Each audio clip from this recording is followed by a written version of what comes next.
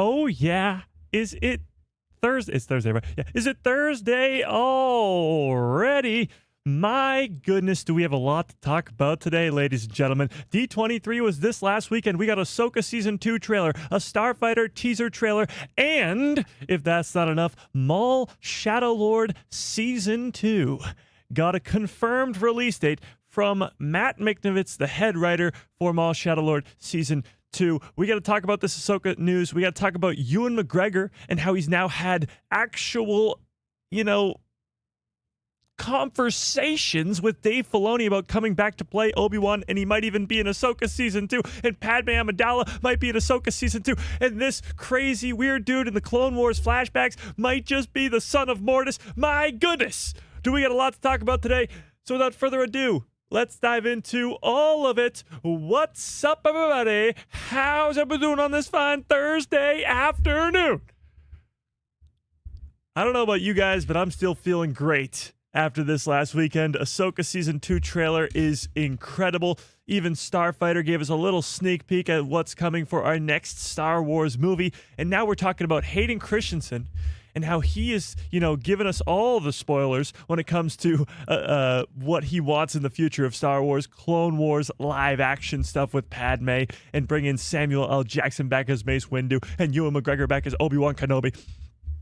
But the cherry on top is Rosario Dawson giving us a little bit of a tease to the ending of Ahsoka Season 2. I don't know how we are going to get to all this news in just, 2 short hours that we spend here together on Thursday afternoons, but we're going to try. We are going to try our best. But before we do any of that, let's start the stream the only way we know how, by saying hi to everybody in the chat. Shall we? Grand Admiral Xavier, how we doing? Brandon Baker in the house. Jack Robbins, what is up? John Groom, how we doing? Valerie in the building. Thomas, what is up? Random, how we doing? Starship 66 in the building. Master Beckham, what is up? April, how we doing? Slither Mary, what is up? First Eye Banana, maybe. What the? Oh, that, nope, sure. Max Rebo, how we doing? Sat Strat in the house. Darth Plagueis lives, what is up? Lobo, how we doing? Vegas Jedi in the house. K Labs, what is up? My God, you guys are all here on time today. You gotta love that. Red 6 down, what is up? 730 Evie, how we doing? All right, if I missed you, you know the deal. Just yell at me in the chat. Let's give everybody a nice little... Hello there. General Kenobi. Okay, I think we got to start out with the Ahsoka stuff. You know what? Let's just start by watching the trailer. Why not? Let's just start the stream with getting ridiculously hyped up by watching this. Or you can scream at me by sending me super chats. God, Darth Plagueis lives with a very generous $5 holla, says, still on the high of last weekend. Do you think we could see Rex in Ahsoka Season 2? Definitely still on that high from last weekend. Absolutely. Do I think I could see Rex?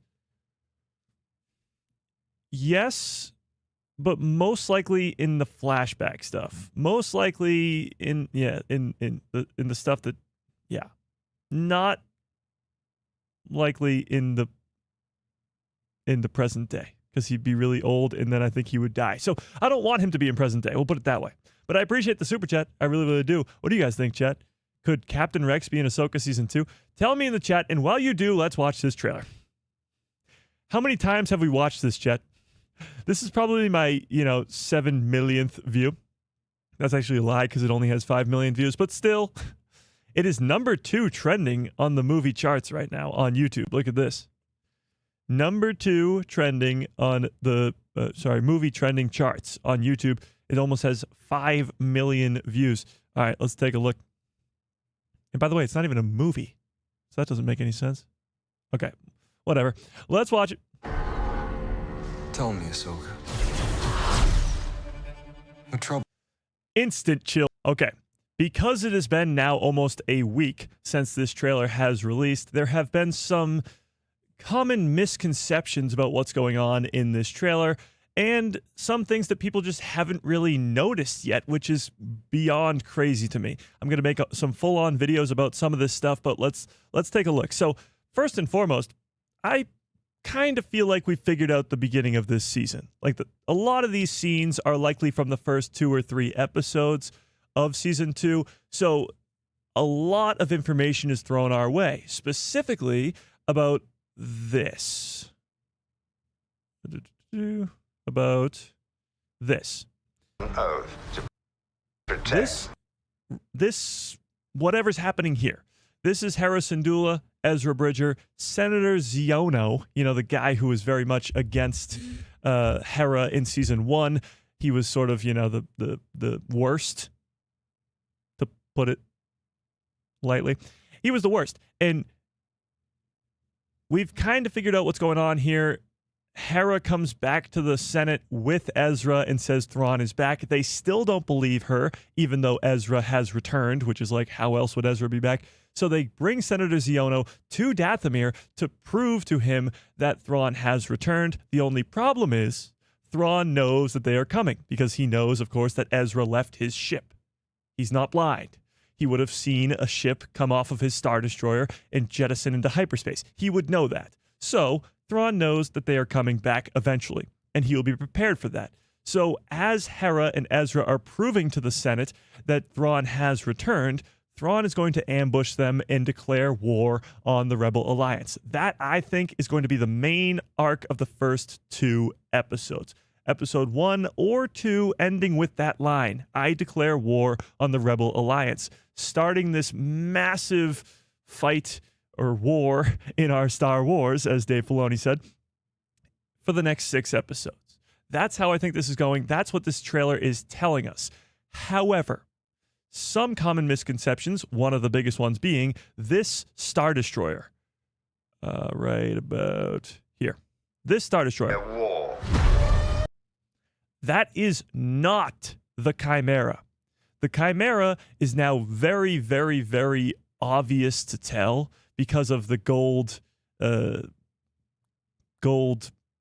whatever you want to call it, fixations, the gold, whatever, on the side of it, because it got a ton of damage from the Purrgil that wrapped it up at the end of season 4 of Rebels, jet off into hyperspace, and for 11 years, Thrawn spent with his stormtroopers fixing the Chimera, making it flyable again, and fixing it with these gold accent pieces. This is a Star Destroyer. No gold accent pieces, just a Star Destroyer. Now the question is, where did Grand Admiral Thrawn get 2 Imperial shuttles, or not in shuttles, sorry, Imperial Star Cruisers, and a Star Destroyer? The obvious answer would be Captain Pelion, but I think there is another. And this is something that I feel like so many people have missed in this trailer, and it's right about... right here. So when he says, I declare war on the Rebel Alliance. Rebel Alliance.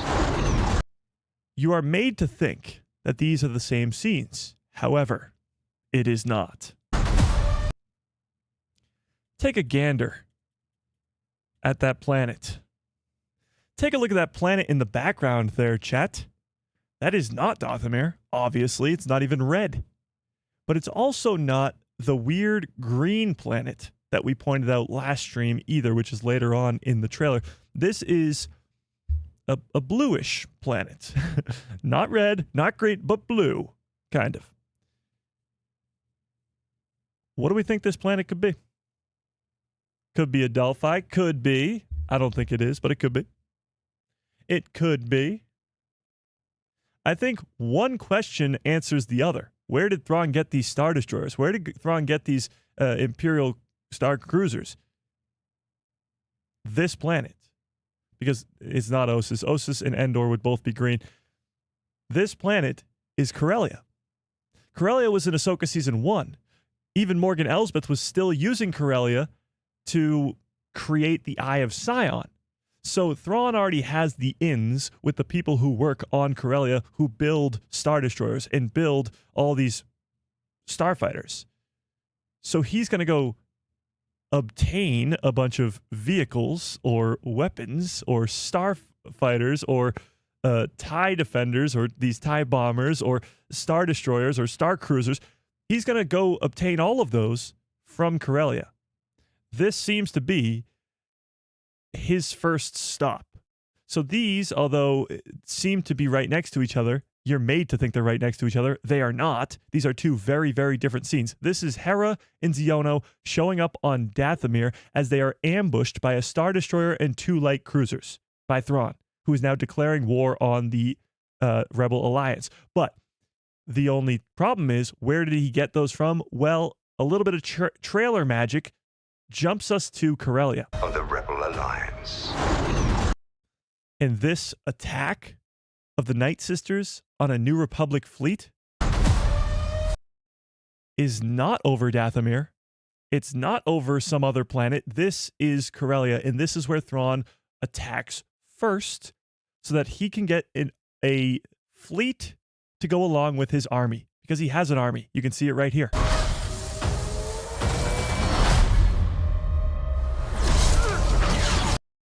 He's got an army of Night Sisters. He needs a fleet to go along with said army. So Corellia would be one of his first places that he goes, and it would make a lot of sense because Corellia was also in season 1, connecting the pieces that we've already had in this series. You're not connecting back to some other show, and it's too confusing, and normie fans won't understand. It's from season 1.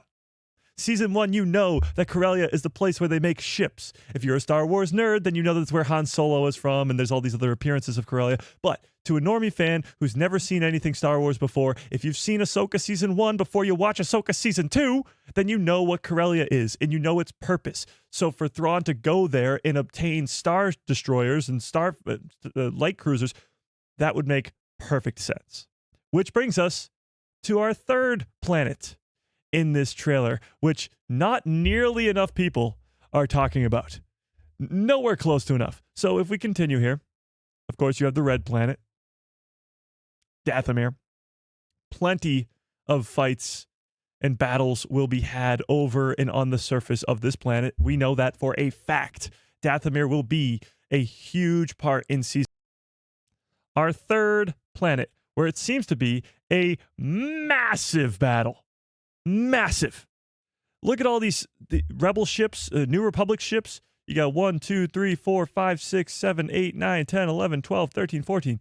At least 14 major, like big time Rebel ships. Then you have all the X-Wings and A-Wings and all that. But big New Republic Rebel ships. I'm calling them Rebels now. I'm on Thrawn's side. No longer is this going to be the New Republic. It's the Rebel Alliance again. But you also have, if you go back a few frames, oops, nope, didn't mean to do that. Go back a few frames. You also have the Chimera still in the Eye of Sion, which is awesome. You have the Chimera in the Eye of Sion with another Star Destroyer right there. So at least one. Another one right there behind it. So you got 3 Star Destroyers right now. And then a light cruiser right there. So at least 3 Star Destroyers show up to this green planet. So we had a red planet, that's Dathomir. We had a blue planet, we think it's Corellia. Now what is this green planet? Thoughts? Thoughts, chat? Clan Brandalorian, what's up? Brandon's in the house and he hit the nail on the head. At-Atten. Now it seems as though everything will be coming together oh so nicely. It'll be like a puzzle being put together with its final pieces, and a huge picture will appear. And that picture is the heir to the Empire. It's Grand Admiral Thrawn and the entire plan that was laid out before him. Because we've been set up with projects like Skeleton Crew, a project which seemed to be unconnected to anything else. The Mandalorian had crossover characters. Ahsoka's in season 2, and then Ahsoka gets her own show. Ahsoka's in the Book of Boba Fett, and then she gets her own show. Din and Grogu are in the Book of Boba Fett, and Boba Fett is in the Mandalorian. Everything is intertwined, except for Skeleton Crew. And now, Ahsoka season 2 might be the final connective piece into the Mandoverse shows, which is Skeleton Crew. And this green planet right here, that Thrawn seems to be attacking with 3 Star Destroyers and some light cruisers, seems to be At-Atten. And if it is, the ramifications of that, if Thrawn takes over At-Atten, are insane.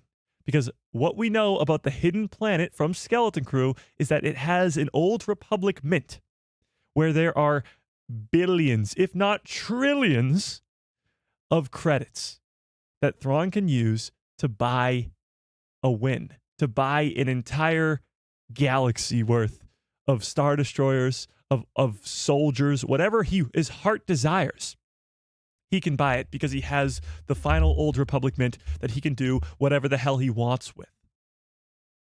So this trailer, which was action-packed and really, really cool and, it got people excited, the focus has been Anakin Skywalker, Clone Wars flashbacks. Anakin Skywalker, Force Ghost. What is Baylan Skoll up to? Thrawn's declaring war on the Rebel Alliance. That's really cool. And then the biggest question of all, of course, is who the hell is this guy? And those are the questions that people have been asking for the last week. But while they have been asking those questions and getting hyped up about Clone Wars Anakin, they have been missing what's right in front of our stupid faces. 3 different planets. It's not just about Dathomir anymore. We could be going to Corellia. We could be going to At-Aten and maybe even somewhere else. And Skeleton Crew may be tied into all of this. The Old Republic mint from that series may be tied into Thrawn's plan. And so could Corellia, which was in Ahsoka Season 1, where they build spaceships. So if Thrawn gets the funding from At-Aten and then the ability to create ships from Corellia, he will instantaneously become the biggest threat in the entire galaxy and probably have the power immediately to take over the entire known galaxy. Because the New Republic is too stupid to see what's in front of their faces. They're just oblivious to the fact that Thrawn is back, and they won't believe it. They don't want to be a part in another war. Well, that's too damn bad. That's too damn bad. They're going to be. And all I can say, or I'll even let Hayden Christensen say it, this is where the fun begins.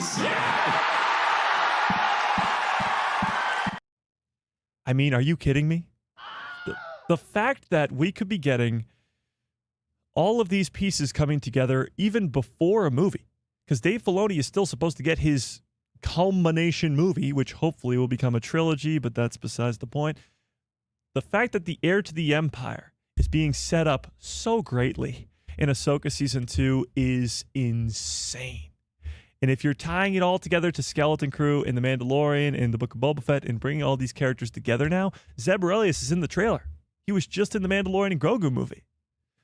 Who knows who else is possible? Somebody sent in the super chat earlier talking about Captain Rex, but we could see anybody in this second season. You could see Rex, you could see Mando, you could see Din Djarin is Mando. You could see Grogu, you could see Rada the Hutt, you could see anybody. You're going to Dathomir with Night Sisters. You could get Asajj Ventress. You could get Cal Kestis and Merrin from the Jedi games. Anything is possible because they are going to tie this all together. Because everything that has been leading up to this second season of Ahsoka for the last 7 years on Disney Plus has been leading to this moment. Since Mando's Season 1, Episode 1, we've been leading to the heir to the Empire with Grand Admiral Thrawn. Maybe it wasn't the plan at first, but it became the plan and it now is coming to fruition. Whew. Okay. So that's what I think people have been missing in this trailer, because we've been so distracted by this guy. And as A21 Edits says in the chat, people have been assuming that this guy could be the Marok. I'm not the biggest fan of the Marok theory. I'm not going to lie. Maybe it's because I've been, burned too many times on the Marok character. We've been wondering who is under that mask for 3 years now, and it started a whole movement of who is under that mask, and it ended up being nobody. So I don't really want to go down that path again. Maybe it's just me being, whatever. But I do have a crazier theory on this character. Would you like to hear it, Jen? Do you guys want to hear it? It may be a little too crazy, but hey, we're talking about Anakin Skywalker as a Force ghost, Clone Wars flashbacks. We're talking about Grand Admiral Thrawn as the heir to the Empire in canon Star Wars, before the sequel trilogy. If crazy is not the definition of Ahsoka Season 2, then I don't know what is. So I'm going to tell you my crazy theory anyway, even if you don't want to hear it. I don't think this is Marok at all. I don't think this character even exists. Yeah, I told you this would be crazy. I don't think this character even exists. Hear me out, okay? Hear me out. Many people have made the very obvious comparison of this character to the son of Mortis. It's the face paint, if you will. If you don't know what the son of Mortis looks like right here, let me show you something. The son, Mortis gods. So the son of Mortis has a very distinct look to him. And he looks like this. Perfect. This is the perfect image right here.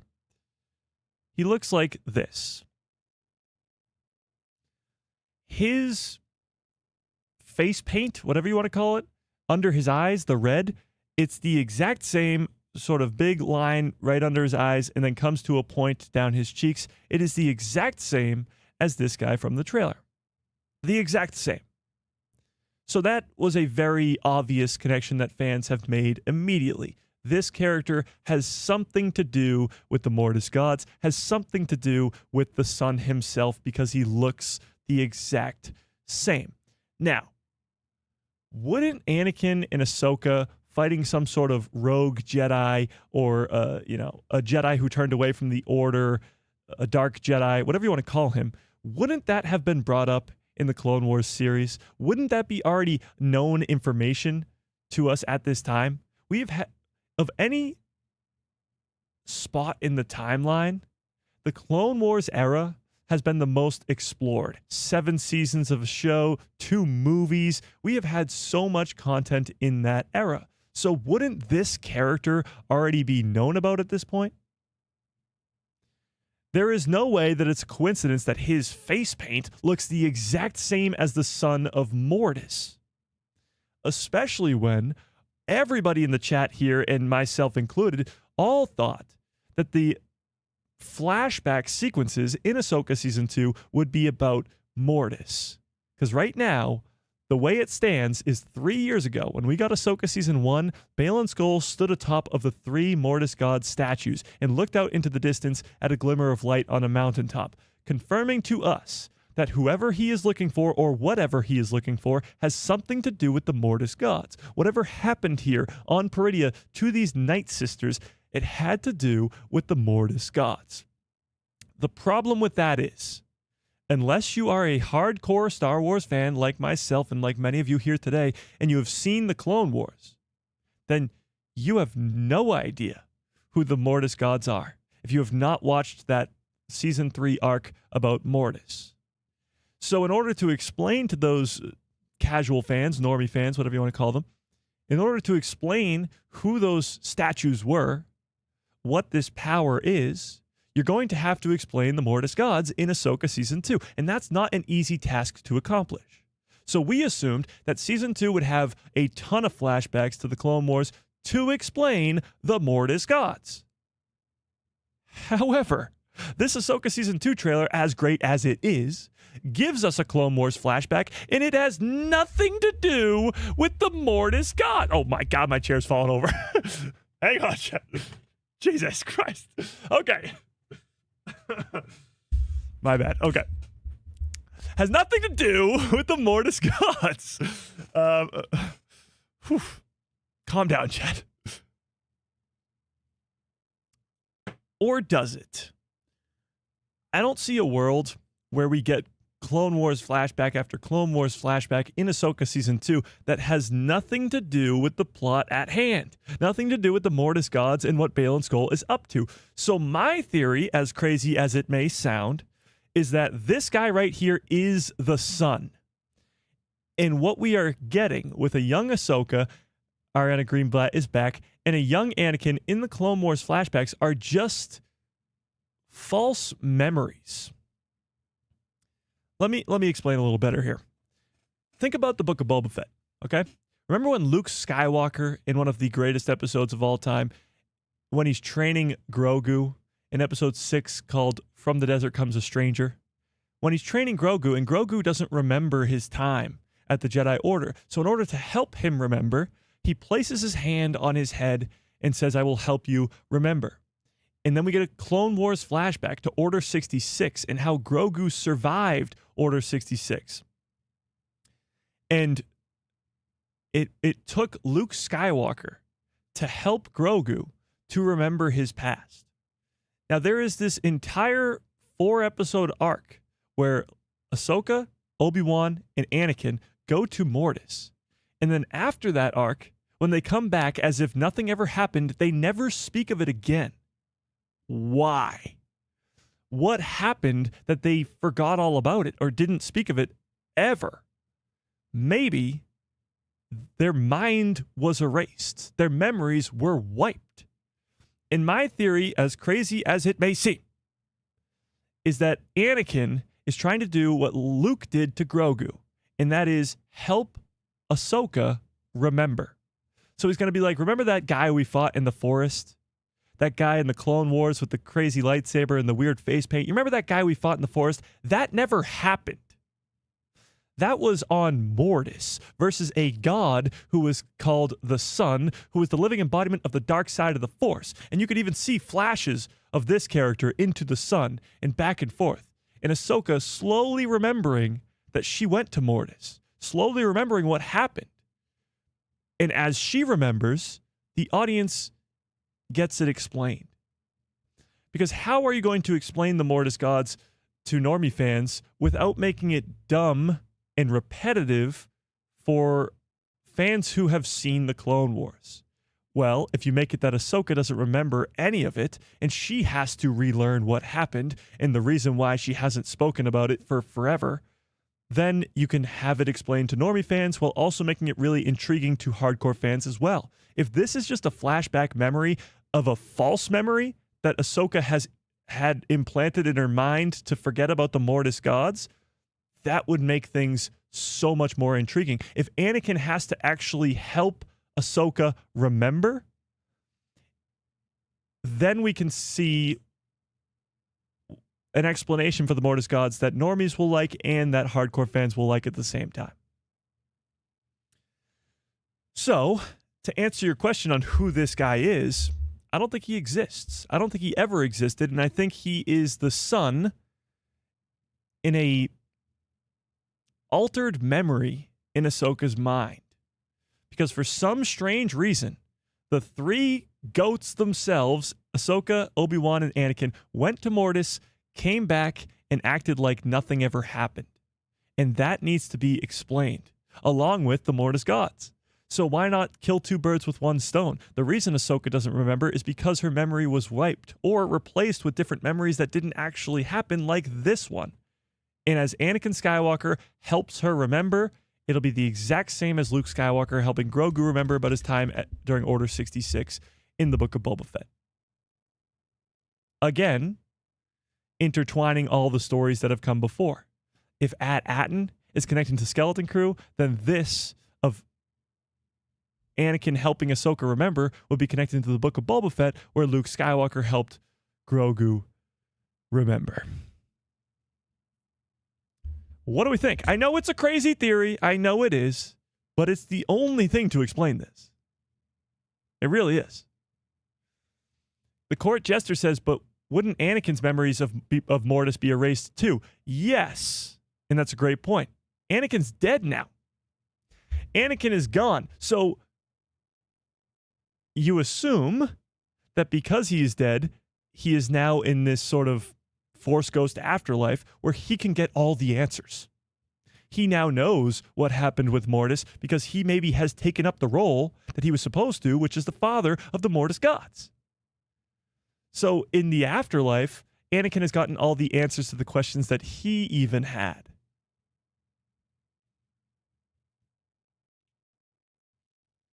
Mike, what about a clone? Could there be a clone of the Son? Definitely not. They would not be able to clone a Mortis god. No, I don't think so. So do you think that memories return when you become a Force Ghost, which would mean that Obi-Wan remembers as well? I assume so.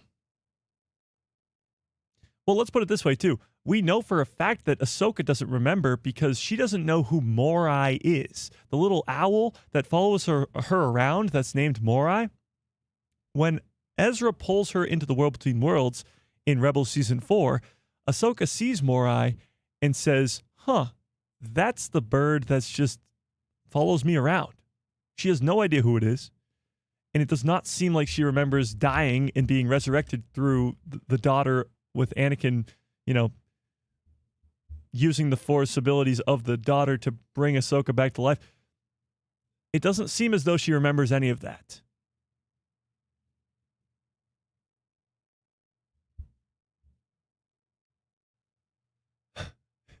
I told you it was a crazy theory. But it's just so crazy it might work. I wish we would learn a lot more about Force Ghosts. We will. This second season of Ahsoka will have to explain so much more about Force Ghosts because of Anakin. Anakin alone has to explain it because where was he during the sequels? Why doesn't he help Luke with his Jedi Temple? Why didn't he come to Luke on Ahch-To? Where has Anakin been? This second season of Ahsoka has to explain that. And I think it will. Come the end of Ahsoka Season 2, I think why Anakin was not involved with what Luke Skywalker was up to will be explained. And I think it's because he has something far more important to do, a way bigger threat to take care of on Peridea. But let's talk about that ending for a second, as the title of this live stream indicates. The Ahsoka Season 2 ending has been revealed, or at least a bit of it has been leaked, from Rosario Dawson herself in an interview where she's talking about the end of Ahsoka Season 2. Now, let's get away from this trailer for a second here. We can come back to it, of course. But let's do this. So, where's the trailer? Hang on. Here it is. Rosario Dawson is teasing the end of Ahsoka Season 2. Take a look at this. So, actually, you know what? Before we even watch this interview, I want to put up a poll in the chat. If you have not already, smash a freaking like in the stream. I don't know what the hell you're waiting for. Get on that. Okay, let's do this. Do you think Ahsoka Tano will die by the end of Ahsoka Season 2? Yes or no? Do you think Ahsoka Tano will die by the end of Ahsoka Season 2? Do you think that this is the last time we will ever see Ahsoka in Star Wars? And I guess the other option would be, do you think that Ahsoka Season 2 is the last season of Ahsoka? I am very much of the mind that this is it. Ahsoka may not die, but she may be stuck on Peridea forever. I don't know how that's going to work for Baylan and Shin and Sabine and Hu Yang. I don't know how they're going to get back home. But for Ahsoka Tano, Mike, you've already told us Hera Syndulla dies. True. Hera Syndulla dies for sure. Yeah. If she dies, then what is the point of this show? Well, I guess that I don't think she dies. How do we even put this? I think she ascends into something bigger. So if you want to, like Luke Skywalker, perfect example. Like Luke Skywalker on Ahch-To in The Last Jedi, when he force projects across the galaxy and then just becomes one with the Force. He looks up at the sunset and he just disappears. I think something similar could happen with Ahsoka Tano, where she, in order to ascend into something bigger and more important, in order to protect the entire galaxy from a threat like Abeloth or something else, she has to remain on Peridea forever and ascend into this afterlife that gives her this, it's almost as if she's a Force ghost so that she lives forever, but she's really ascended into a higher position so that she can protect the entire galaxy forever. And I think it takes the strength of her and Anakin, and maybe even Baylan Skoll as well, to accomplish this goal. Now, with that being said, let's watch this interview. Take a gander at what Rosario Dawson had to say. it's coming at a stage where we got to see her turn into Ahsoka the White. So she's gotten to heal a few things and face a couple traumas, but that does not mean that the threat is gone. You've got Thrawn on the loose, and you've got them in a very, very, very far away galaxies. And I think it's really exciting that we get to see this version of her, because honestly, Ahsoka has one of the greatest arcs in all of Star Wars history, let alone, I think, sci-fi in general. And I'm just grateful to be able to embody that and take it on as a fan first on. Okay, now she's about to talk about the ending specifically, but she's not wrong. When you look at Ahsoka Tano's arc through 7 seasons of the Clone Wars, when you're first introduced to her in the Clone Wars movie, and she's this really annoying Padawan to Anakin, and then she becomes like very much like Anakin himself, very much like Luke Skywalker himself. They start out as these, whiny kids almost, and then become these epic heroes. Ahsoka starts in the Clone Wars all the way through 7 seasons, even into Rebels, Tales of the Jedi, now into live action with The Mandalorian, Book of Boba Fett, and now her own show. I won't say anything, but I can... Lies. I won't say anything, but I'm going to say something. I love it. Tell you every single day, I'm always like, I get to know this before anyone. I mean, there was one thing I'll say in the final episode, and I'd had a conversation with Dave about it, and he sent me a draft of it that he only sent to me. And I was in tears just to be in that position. It was just so special. And now we get to share it with the world. So I hope that you have even a fraction of the reaction that I had, because it's very moving.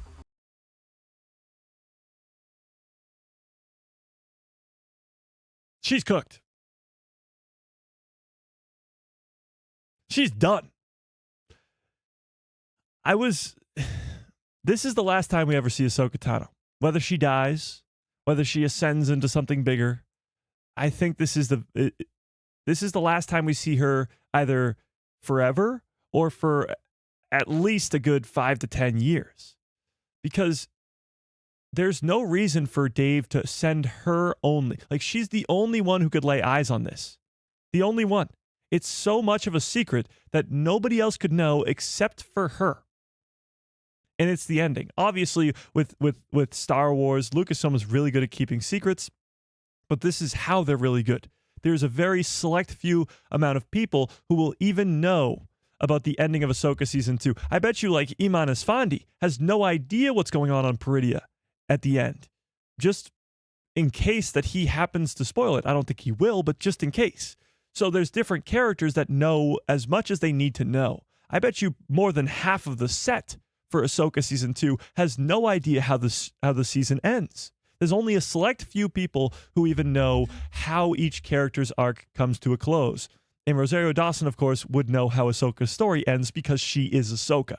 And Dave Filoni, of course, writes the show. So for her to be, bawling her eyes out and very emotional about the end, it seems to be an end. And whether that end may be a death or not, it seems to be that Ahsoka Season 2 will come to an end with the end of Ahsoka.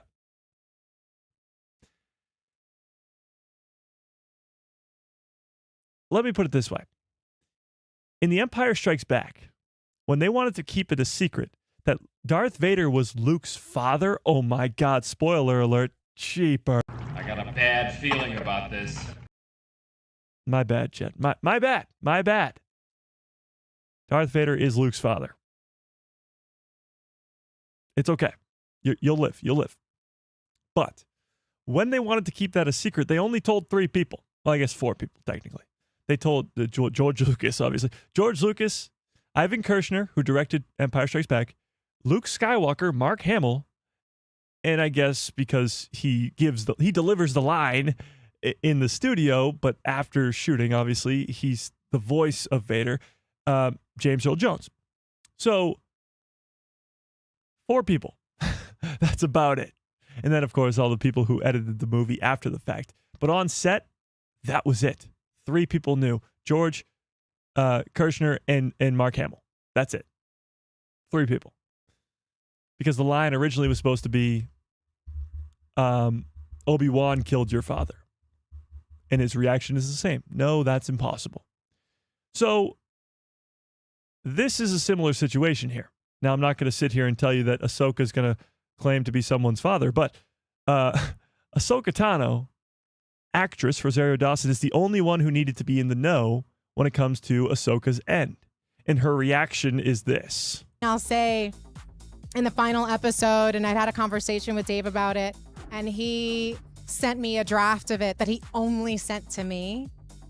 And I was in tears. Just to be in that position, it was just so special. And now we get to share it with the world. So I hope that you have even a fraction of the reaction that I had, because it's very moving. It's very moving. There's only a handful of things that could happen at the end of Ahsoka Season 2 that would be, quote unquote, very moving. Especially when it revolves around Rosario Dawson's character, who is the titular character, Ahsoka Tano. She either dies, or this is the end of her character. If she's the only one who knew, and Dave only showed it to her, it clearly revolves around the character of Ahsoka Tano. And I got a feeling that the ending of Ahsoka Season 2 is not going to go the way that you think. And now more than ever is that blatantly obvious. So having said that, do you think Ahsoka will die? This is a character who has evaded death for many a times. She almost dies on Mortis, and she lives through that. She dies to Vader, or so you think she does, on Malachor 5, and then she survives that.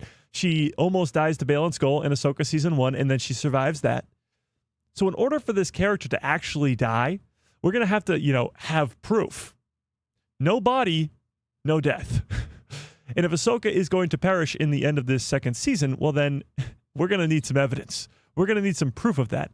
And I don't think she's going to die. I still think she's going to transcend into something greater or whatever. However you want to put it. I don't think she's going to die, per se. But there is no reason for Dave Filoni to send Rosario Dawson specifically a script, and there's no reason for Rosario Dawson to have such an emotional reaction to it unless something crazy is happening to Ahsoka specifically. So your guess right now is as good as mine, but the ending of Ahsoka has become a lot clearer now, because it's going to revolve around some sort of end or some sort of crazy thing that happens to Ahsoka specifically. She had to survive everything because she has a specific destiny. Okay, John Groom, I agree with that, but what is that specific destiny? She's clearly been propped up for something very important. Only 3 characters went to Mortis, and Ahsoka was one of them.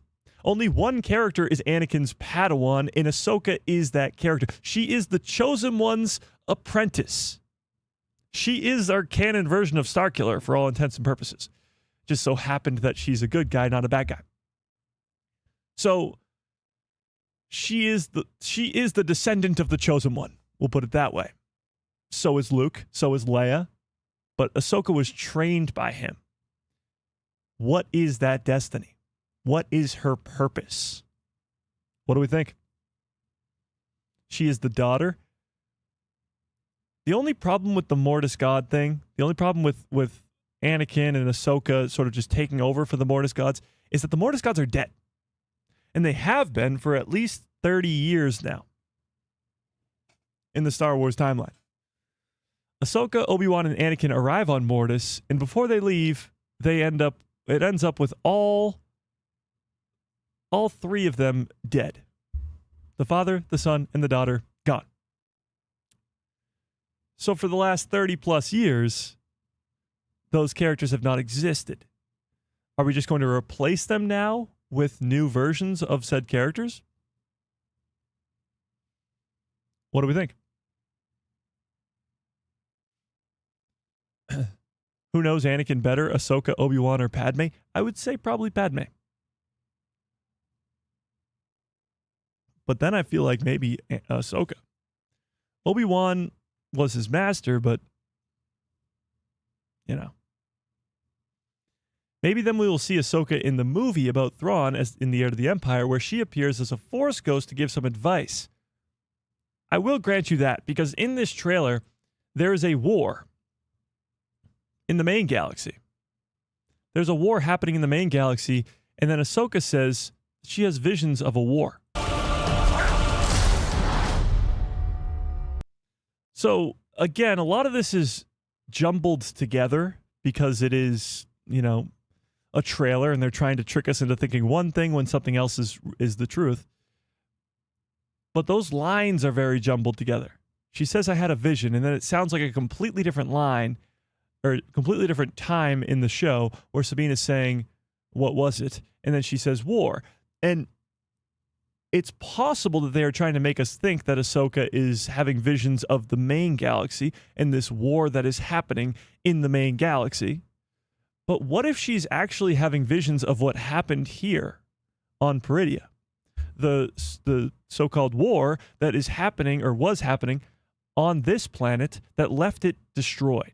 Because there once was this mighty Night Sister kingdom here, and then it fell. So maybe she's having visions of that war, which would also work very well for the plot as fans, because then we can see what happened on Peridea. Dave Filoni has told us that this entire Peridea galaxy is a dead one. That means somebody came through and killed it. Whatever power Baylan Skoll is searching for seems to be a power strong enough to destroy an entire galaxy. And Peridea was once a lush kingdom of Night Sisters, and now it's a wasteland. So maybe she's having visions of that Peridea war. So for us, we could get some flashbacks on Peridea to that war and actually see what happened to these Night Sisters. Imagine how great it would be to see Peridea in its prime and the Night Sisters in this great kingdom that's being destroyed by maybe Abeloth. Because here's the reality of the situation. If the threat that Baylan Skoll is looking for is in fact Abeloth, well, she cannot be let free. She cannot be unleashed on the main galaxy because we know that the sequel trilogy happens. And Snoke rises to power, and the First Order rises to power, not Abeloth. So there's no way that Abeloth can be set free. So if you're going to give us Abeloth and prove that she is the big threat that we think she is, that we know her to be from Legends, in order to establish that she is that big of a threat without unleashing her at all, because Ahsoka hopefully will stop her, and along with Anakin and others, will stop her, the way you explain how powerful she truly is through flashbacks of the galaxy that she's already destroyed. So instead of unleashing her on the main galaxy and not really making much sense because the sequel trilogy still happens and it'd be way too quick for a character of the strength of Abeloth to come in and be taken out that quickly. So in order to establish how powerful she truly is, you can give us flashbacks of what happened on Peridea and all the Night Sisters who at the same time you'll be seeing absolutely destroy the New Republic, absolutely just dismantle the New Republic. Those same Night Sisters will be getting absolutely destroyed in a different galaxy in the past because Abeloth killed them all. So if Anakin is the father, that fulfills his prophecy as the chosen one. If Ahsoka is the daughter, that fulfills her destiny, which clearly is important because she keeps getting brought back to life. So it could be that Ahsoka Season 2 could be the answer to the questions of where is Anakin gone, why does he not help Luke Skywalker, what is Ahsoka's true destiny, and what is her purpose, and why does she keep getting brought back to life, and it could explain as to why she's not in anything after this. Why Rosario Dawson was so emotional when she was the only one who was sent, how this is going to end for her character. It could answer all of our questions.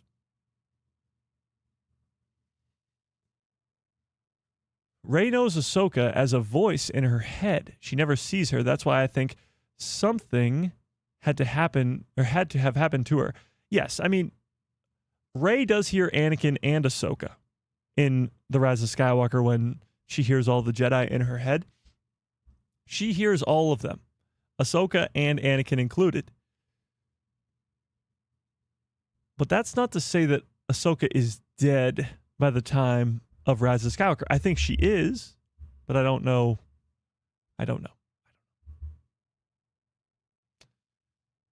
Hey, Mike, Dave is not going to kill Ahsoka in the series. If it happens, it'll be in the film. She started on a film, and she will end with a film. I don't think she makes it to the film. Again, I don't think she's going to die, per se, but ascend into something more important. Her destiny is going to be fulfilled in this second season. The way I look at it is like this. Season 2 of Ahsoka is going to do two things at the same time. One, end the character of Ahsoka Tano. Finish her arc and fulfill her destiny on Peridia. Explain what Baylan Skoll is looking for.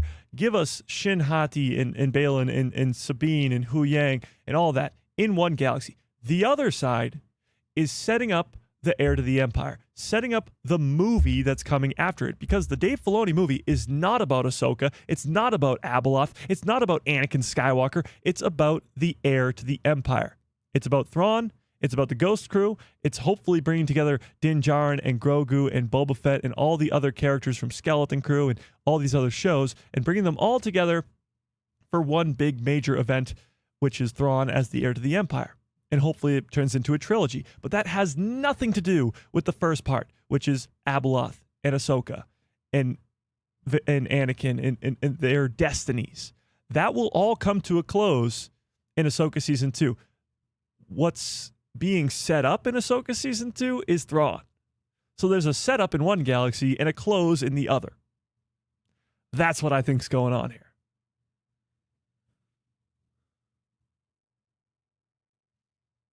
Yeah. This season of Ahsoka is like Heir to the Empire in one season? No. There is zero chance they have anywhere close to enough time to start, finish, go from start to finish in Thrawn's entire story. There's a 0% chance. Zero. Thrawn is only in the last 3 episodes of season 1. There's no way you're going to do his whole Heir to the Empire arc in 8 episodes, while also doing all the Peridia stuff at the same time. No. It cannot be done. Oh, you like my shirt? Thank you. You know, just Vader walking his dog. You know? Yeah. just Vader walking his dog. Anakin fulfilled the prophecy by defeating Palpatine. Balance isn't equal parts light and dark. In living force, it's light keeping dark at bay. In cosmic, it's light itself, because you can't be dark as a ghost. Yes and no. I mean, Palpatine doesn't die. Somehow Palpatine returns.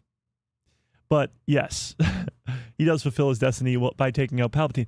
The only difference is there's 2 versions of this Chosen One prophecy that we hear. One from the Jedi's perspective, which is that the Chosen One will, defeat the Sith, defeat the Sith.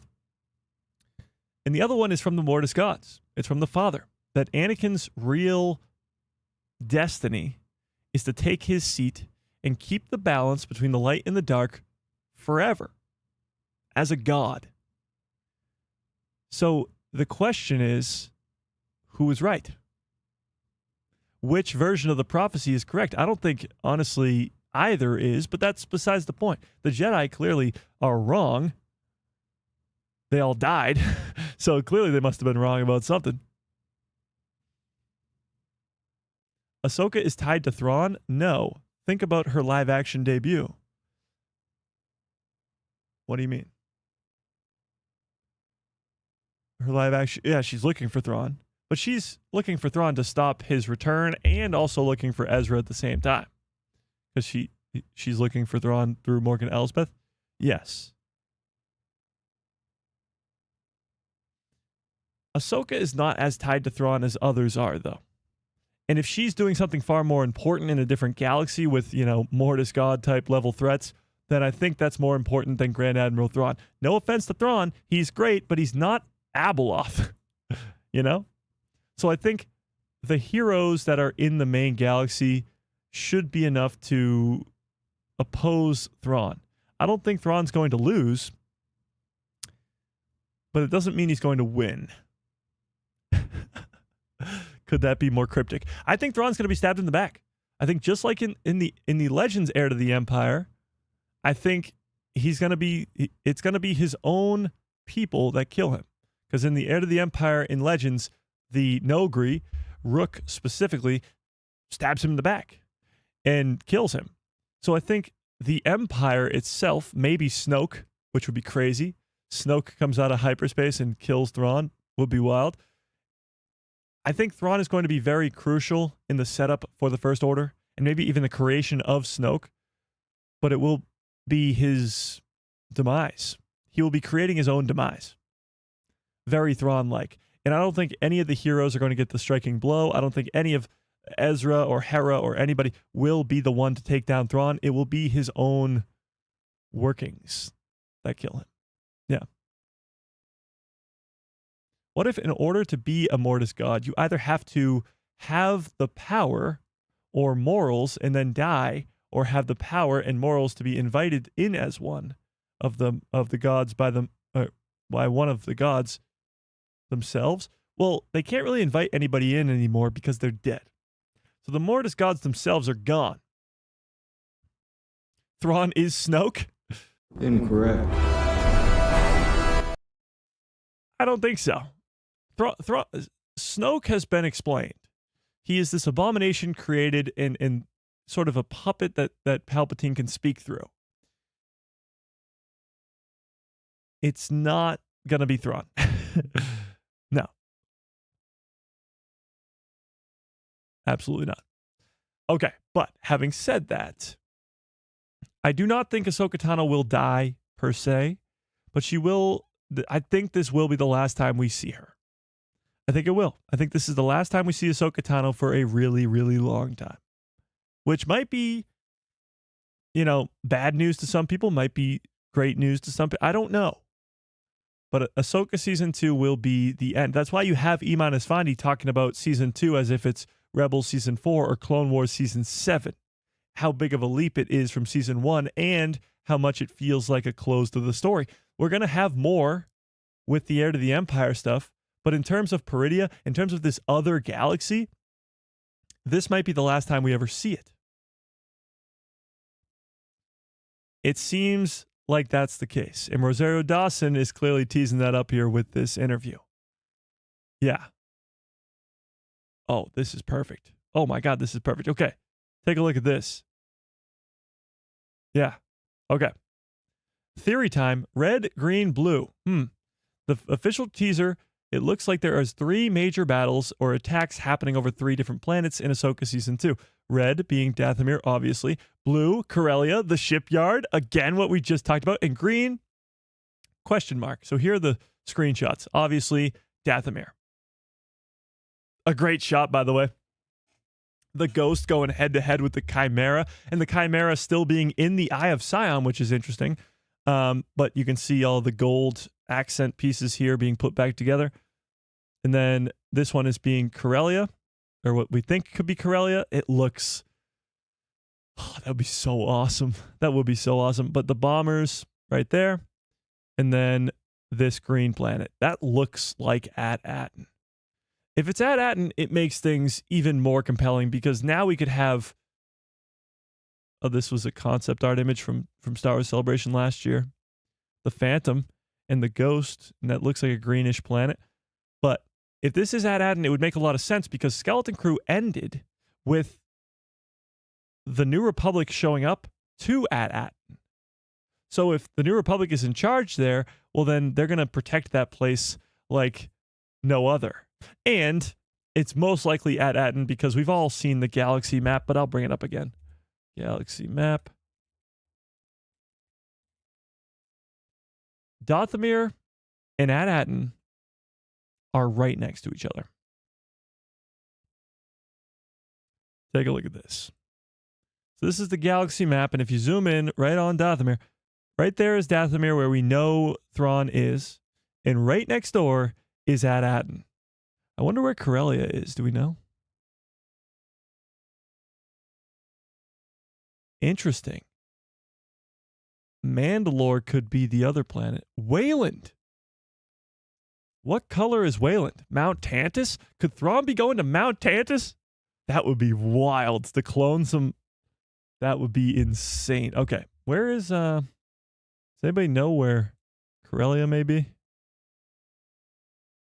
feel like Corellia. Here, I'll look it up in the. So if you don't know, there's this on StarWars.com. There's this giant galaxy map, and you can go to this, and then in alphabetical order, you can find the planet you are looking for.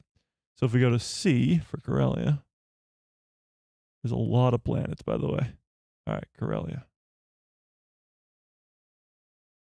How do you spell Corellia? How do I zoom in on this? Okay, here we go. Okay. Mike, how does Thrawn know about At-Aten if the planet is At-Aten? It was only revealed to the galaxy a few months ago, tops. It is a great question. I think the proximity to Dathomir might help because it's right next door. Also, word travels fast in the unknown regions. So it's more of like maybe he learns from Captain Pelion and maybe some other Shadow Council members. All right, let's see. Corellia. Where is it? Ah, there it is. Corellia. It is M11. So if you take M11 and you go up here to the coordinates and you go, oh, let me scroll up a little bit more. M11. Oh, so we're right here in like the core world. It's in the core. Maybe it's not Corellia. Corellia is right here. It's very much a core planet. But at the same time, I mean, there was still a ton of Imperials in Season 1 on Corellia. So it could technically still be Corellia. But it is a core planet. If Thrawn's getting all the way to Corellia, he is one short hyperspace jump to Coruscant. And as we know, Coruscant is not the capital of the New Republic by the time of the sequel trilogy. How cool would it be if Thrawn is the reason for that? If Thrawn is the one who takes over Coruscant and they have to move their headquarters to a different planet, which is the Hosnian Prime system, which is right over here. That would be really cool. So if it is Corellia, it's very far off, but it makes more sense for this to be Dathomir because of the close proximity to the red planet. At-Aten is right there. And that is clearly on purpose. It could be Wayland. It could be Mandalore. Let's look up some images of Mandalore and Wayland. Just from afar, I suppose. Don't really have an official image for it. It looks very Earth-like.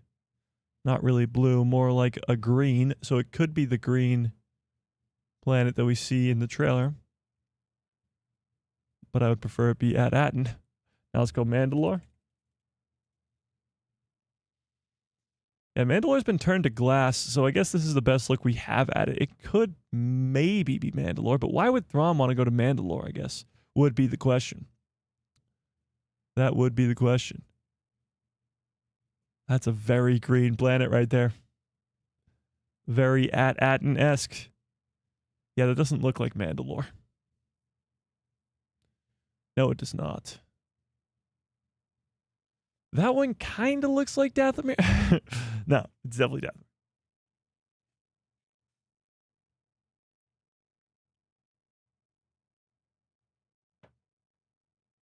$300 Night Sisters taking over a planet of 100 billion.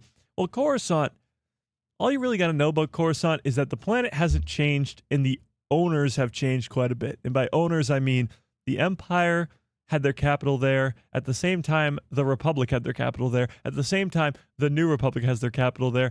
And then, like, it's just over and over and over again.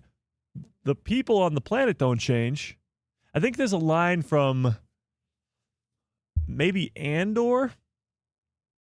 I think it was Andor, where one of the rich people on Coruscant, like, mistakenly calls the Empire the Republic. And then someone says, "Don't you mean the Empire?" And they're like, "Oh, it's all the same." That's kind of how the people of Coruscant view whoever's in charge. So they may use the planet as the capital, but Thrawn doesn't need to take over 100 billion people on Coruscant to make them obey him. This is something that has happened over and over and over again. And as of right now, There's probably a lot of people in the galaxy that don't even like the New Republic because they are so weak, because they're not good at what they do. Where is Janix on the galaxy map? I don't know if Janix has been added to the galaxy map yet. I'm not quite sure, but I'm very glad you brought up Janix, because let's talk some Maul Shadow Lord Season 2, shall we? So we can go back to Ahsoka, and I'm sure we will. We will be talking about this Ahsoka trailer for a really long time. I can guarantee you that much. However, let's talk about Maul Shadow Lord. Last weekend, was D23. For Star Wars fans, it was incredible. We had a 3-hour-long live stream. Shout out to Ron from Star Wars Jedi Chat. He came on, helped us out. It was a blast. And all of you guys for being here. It was one of the biggest live streams we've ever had on this channel. It was so much fun, but the best part about it for a Star Wars fan was that they saved Star Wars for last. Avengers Doomsday, Vision Quest, those two projects for Marvel were huge, but they come out before the Star Wars projects do. So you'd think that they would save those best for last, but they saved the best for last, and that best was Star Wars. And that best was Ahsoka Season 2's trailer, and Starfighter, and the 50th anniversary for Star Wars, but most importantly, the publicly released trailer, which was Ahsoka. So for Star Wars fans, that was great, but it wasn't even that night that was all of the Star Wars news. We had so much more happen. For example, Maul Shadow Lord Season 2. Fans have almost forgot already that 2026 has been quite the year for Star Wars, giving us one of the greatest projects of all time. And that's not even an exaggeration. 10 episodes, one whole season, Maul Shadow Lord. 10 episodes, 3 words, Maul Shadow Lord. So Season 2, Sam Witwer teased to us, was a lot sooner than we expected. And little did we know he was talking about next year. So take a look at this. Oh, hang on. Take a look at this. Where is this? Oh, there it is. Okay. This is Matt Miknovitz, the head writer of Maul Shadow Lord. Can I tell them that it comes out in 2027? I'm not going to, but it comes out next year, 2027. And get ready. Get ready for it. Ooh, I am sat, as the kids say. I am ready. I can't wait for it. Can I tell them it's going to come out in 2027? I shouldn't. Okay, it comes out in 2027. The craziest part about this is when you look at 2027, it's jam-packed. Absolutely jam-packed already without Maul Shadow Lord Season 2. Specifically the first 6 months of the year. When you have Ahsoka Season 2 coming out on January 20th, obviously it'll run for 8 weeks, maybe 7. Depends on if it's a 2-episode premiere. But it'll run for 8 weeks, so about 2 months. In those 2 months, in February, you will also get the 50th anniversary of A New Hope released into theaters. After that, on April 1st, is Star Wars Celebration. After that, on May 28th, I believe, well, obviously May the 4th, but on May 28th is Starfighter, the next Star Wars movie, the first Star Wars movie in a post-sequel world, starring Ryan Gosling, directed by Sean Levy, loaded cast, all that great stuff. And that's just in the first 5 or 6 months of the year. Now you add Maul Shadow Lord. Now I do think in terms of a release date, a specific release date, I think it won't come out until later on in the year. I would assume maybe August, after Starfighter has made its run in the theaters. It will come out in the August-September range, and it will go for 10 weeks, and it will be... Actually, maybe it won't go for 10 weeks, because we got 2 episodes per week, right? I don't even remember anymore. But maybe it'll go for whatever it is, 5 to 10 weeks. And then maybe we'll end the year with something else. All I know is Dave Filoni told us that next year will be a year-long celebration of Star Wars, meaning from the start of the year in January with Ahsoka Season 2 to the end of the year, we will be having so much Star Wars content the entire year. Who knows about a Tales series? Who knows about Jedi 3, the third installment of the Cal Kestis games? Maybe even Star Wars Eclipse, because Star Wars Eclipse trailer was shown to the people in attendance at D23. Why on earth would they be showing a 4-year-old trailer to the people at D23 last weekend? It makes no sense. So maybe that comes out next year. Either way, 2027 is going to be jam-packed. And Matt Miknovitz just told us that Maul Shadowlord will be in 2027. Hey, can I tell them that it comes out in 2027? I'm not going to, but it comes out next year, 2027. I honestly feel like he wasn't supposed to tell us that. Like, yeah, he's the head writer, and I don't think he was supposed to tell us that. Like, I honestly think he was just sitting there going, let me give them something. They're all really excited for season 1. Season 2 might not be coming out anytime soon, but it's at least within the next year. That's crazy. Now, Janix, of course, that was the question that was asked. Janix will not be in season 2 because in season 1, at least in the finale of season 1, they leave Janix. And that's sort of the whole premise, is they have to get off of Janix. So I don't think Janix will even be in season 2. Hopefully Dathomir will, which is crazy because we're going to be getting 2027 might be the year of Dathomir. If that's the case, if we're going to Dathomir in Maul Shadowlord season 2 and Ahsoka season 2, my goodness. But you also have to keep in mind that April 1st to the 4th is Celebration, where they could announce an insane amount of anything, new projects, second seasons of projects, whatever it may be, at Star Wars Celebration that could come out as soon as next year. So 2027 is looking to be this just jam-packed year, as the first 6 months of this year were with Maul Shadowlord and the Mandalorian and Grogu movie. It seems to be a pretty jam-packed year. Which, you know, no games have been confirmed yet for 2027? No. No, there has not. At least not yet. We're getting 2 games this year, actually, at the end of this month, or in 7 days, actually. 7 days from now, we are getting Star Wars Zero Company, which is a Clone Wars story, by the way. Another Clone Wars story. A Clone Wars story that is canon to Star Wars. Anakin Skywalker will be in it. You play as this sort of special ops group that is going on a specific mission, and there's a red lightsaber wielder in the trailer. We don't know who it is. Could be Asajj, could be Dooku. We don't know. But we are getting that in 7 days, and then we are getting Galactic Racer in October. But we didn't know about either of those games until last December. So 2027's video games might not be announced until December at the Game Awards. We might get the first trailer for the Jedi 3 game, or maybe even Star Wars Eclipse, at the Game Awards this December, and add to even more of the craziness. Yeah. Also, that quote about the Empire from earlier was Mando season 3 during the Dr. Pershing side arc. Oh yeah, that makes sense.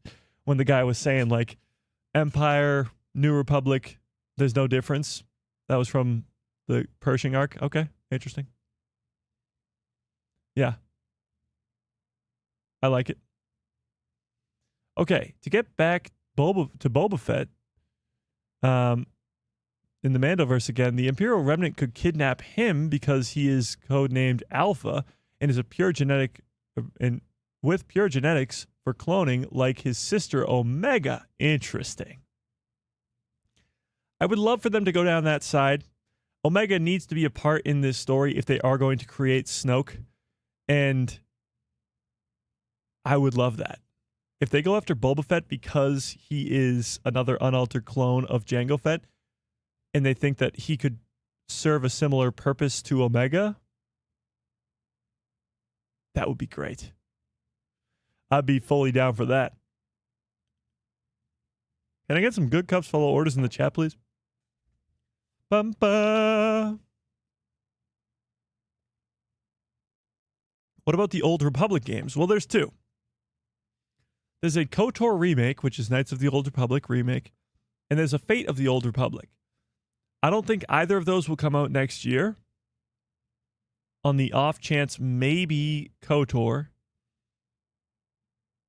Yeah. But I'm thinking those will come out in 2028, 2029. I don't know. We'll see. We shall see. But having said that, Maul Shadowlord Season 2 is coming out next year. If I were to guess, I would say August or September of next year. I don't think they will put it in between Ahsoka Season 2 and Starfighter. That would be a little crazy. I mean, maybe they do, but that would be kind of crazy. I think it would be crazy. But it's possible, I suppose. Now let's talk about what Ewan McGregor is talking about here. Because he just confirmed that he is obviously still very much wanting his character of Obi-Wan Kenobi to return and tell a Season 2 story and maybe even be in Ahsoka Season 2. But he's now talking about having had meetings with Dave Filoni. Let's take a look at this. But before we do, I actually want to put up a new poll in the chat. Let's do this. If you have not already, smash a freaking like in this stream. Get on that. Let's do this. Let's do this. By the way, 76% of you guys say no, Ahsoka will not die in Season 2. 24% say yes. All right, let's do this. Do you think Obi-Wan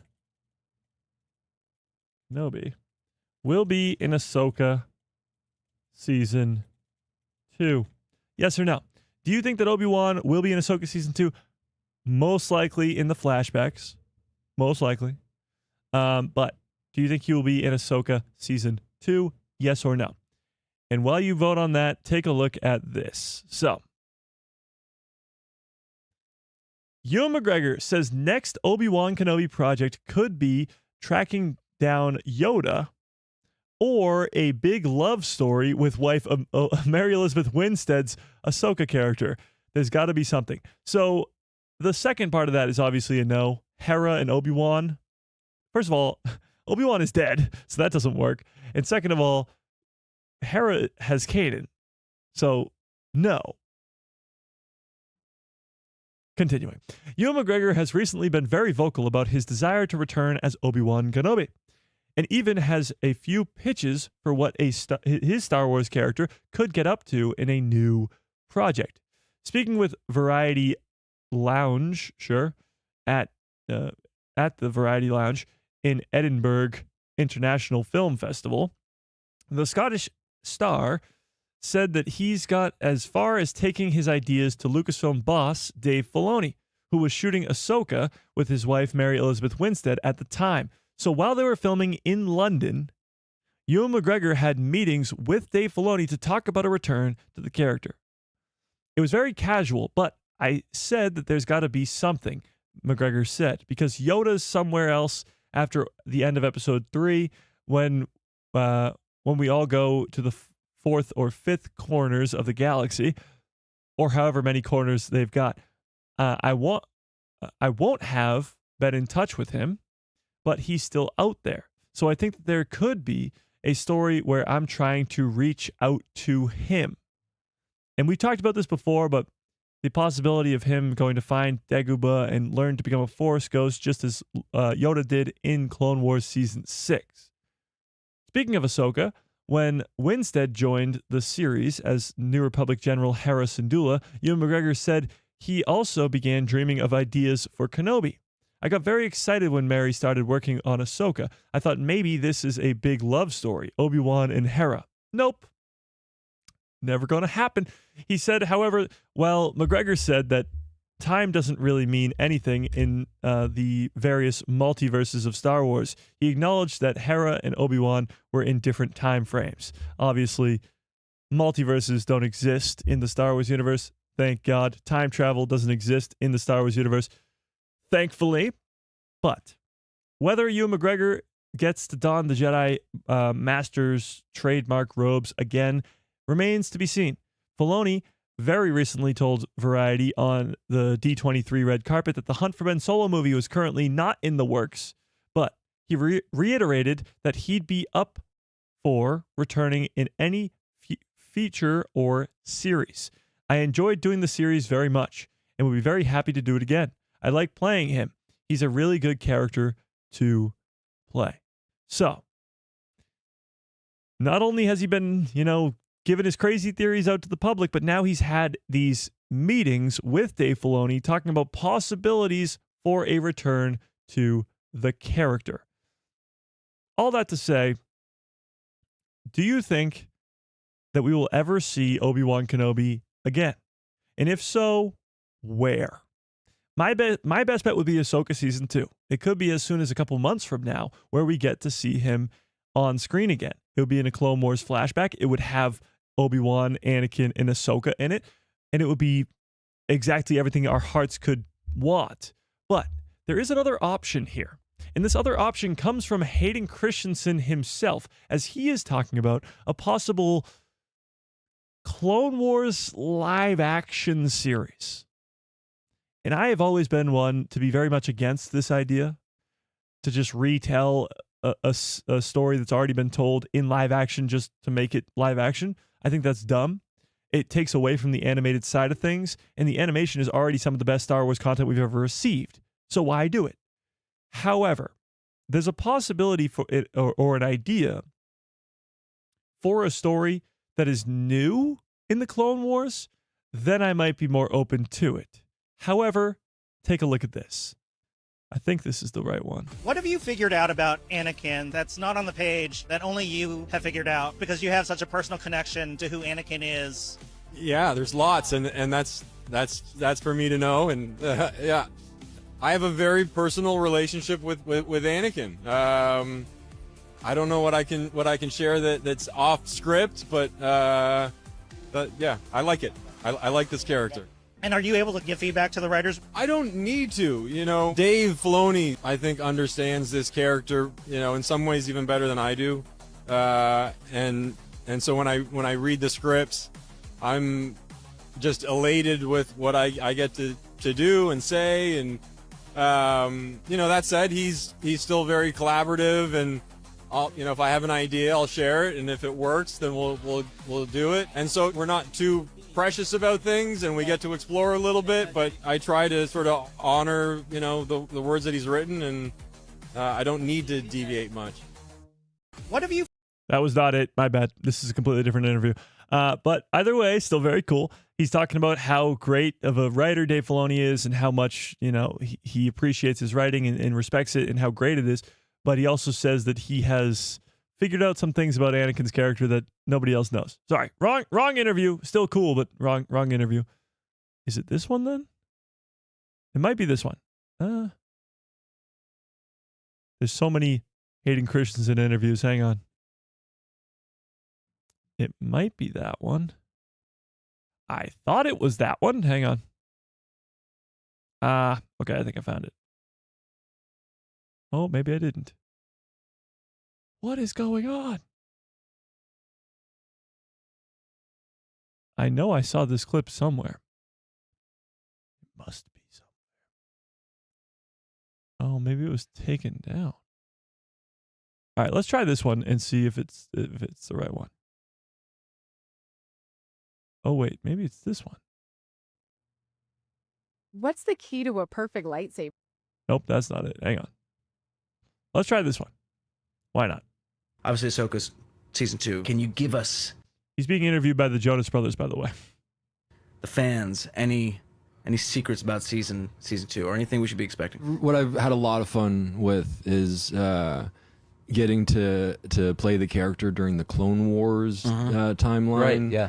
Which they did in the animated world, and that's a lot of fun just because it's a different side of the character. And I guess I can share that I play a Force Ghost version of Anakin as well. Okay. Jedi. I love that. Yeah. Love it. Yeah. Is there a world in which we could see just a straight up Anakin show? I know that like Ewan McGregor would love to do more with it, and I've heard Natalie would love to come back, and we want it. Sam Jackson. So you could get the band back. Please get the band back together.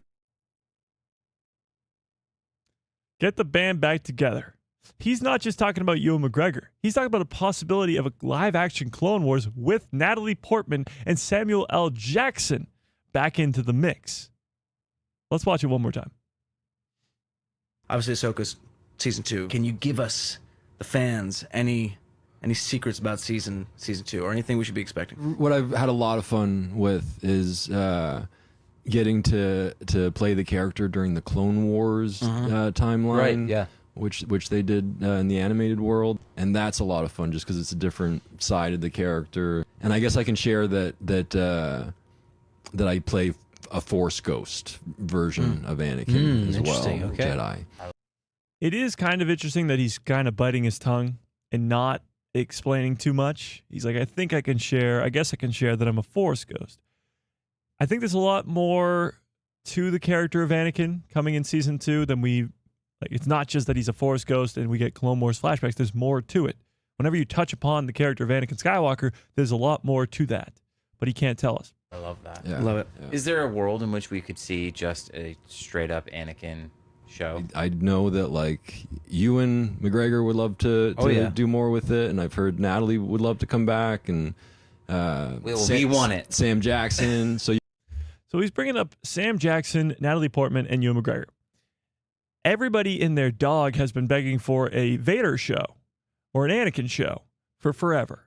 What if we got a Vader show that is just chock full of flashbacks, chock full of memories that Vader is having of his wife, Natalie Portman, as Padme Amidala, his master, Ewan McGregor, as Obi-Wan Kenobi, and even the struggles that he had with the Jedi Order, the struggles that he had with Yoda and Samuel L. Jackson's Mace Windu. Because, of course, Sam Jackson gives him a seat on the council, but does not give him the rank of master. He has that conflict with Mace Windu throughout the Clone Wars and throughout Revenge of the Sith. Getting to see that in live action would be something really, really cool, as long as they're adding something new to the story. The struggle that Anakin had, or that Vader has, of trying to bring back his wife from the dead. Because his whole goal, his whole reason for falling to the dark side, the whole reason that Palpatine is able to sway him to the darkness is because he offers him up the chance to save Padme, to save the ones that he loves, and Padme dies. So for the years following that, he's trying to resurrect Padme. And there's books about this. Master of Evil just came out last year. It sort of shows another variation of him trying to find a power to bring Padme back to life. Even the Vader Immortal games do the same thing. There's Vader comics that do the same thing. He's constantly trying to bring his wife back to life. No rhyme intended. And if you're going to tell a full-on live-action show about that, giving us flashbacks or memories or Force visions of the characters of Natalie Portman, Padme, Ewan McGregor, Obi-Wan, and Sam Jackson as Mace Windu, that would be insane. Talk about breaking the internet. If this Clone Wars Anakin thing was so massive in an Ahsoka Season 2 trailer, then imagine what that would do. Imagine remember how big the Kenobi series was. Now, times that by 1,000,000 if you're bringing back Sam Jackson and Natalie Portman. But all that to say, is this something that we want? Is this something that we need? Is this something that you would watch? What do we think? Mace Windu could push the story forward? Oh. Maybe. Possibly. Samuel Jackson has been very vocal about wanting to return. The only problem is Padme has a purpose.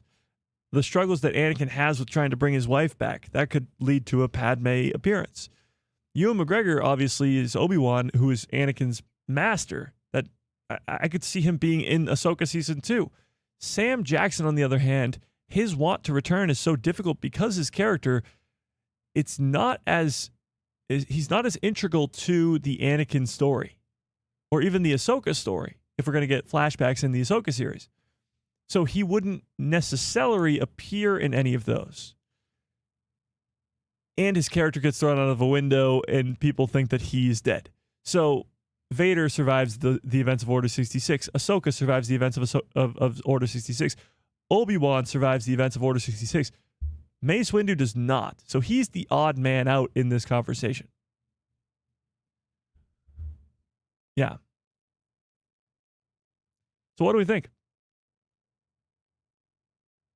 That new show would need to be animated. Well, that's sort of the point of this. It's not supposed to be animated. It's supposed to be live action so that we can bring back all of these legacy characters. Has anyone read the Star Wars Legacy novel The Rey's lightsaber repairing story. Yes, I just finished it while I was on vacation.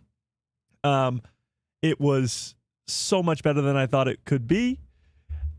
It's now up there on the list of books. Whenever somebody's going to say, Mike, recommend me a Star Wars book, that will be up there on the list for sure. Because if you don't like the character of Rey, it will help you like her quite a bit more. If you don't like the fact that she took the Skywalker name, this will help a ton. If you want Old Republic in canon, this is the book to go to. It gives you tons of new characters from the Old Republic. It gives you Tython. It gives you Old Republic lightsabers and all this Old Republic connections. If you want more Leia Organa, this is the one you go to. You want more Luke Skywalker, this is the one you go to. It has everything. Even some Kylo Ren thrown in there. It's so good. Yeah.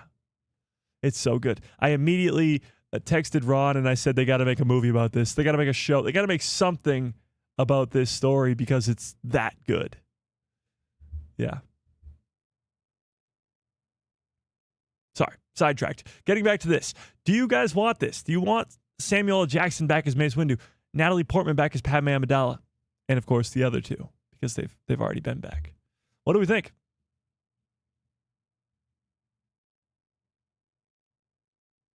Well, it doesn't have to be about Anakin necessarily. True, it doesn't have to be a story focused on Anakin. A Mace Windu show? Well, the problem is Mace Windu is dead, or at least thought to be dead. So him being the main character of the show would be even more confusing. Yeah. I think the best option would be a Vader show with flashbacks that explain all that other stuff with Padme, with Mace Windu, with Obi-Wan. Because I don't see a world where we get a live-action Clone Wars show. Because the Clone Wars is already a show.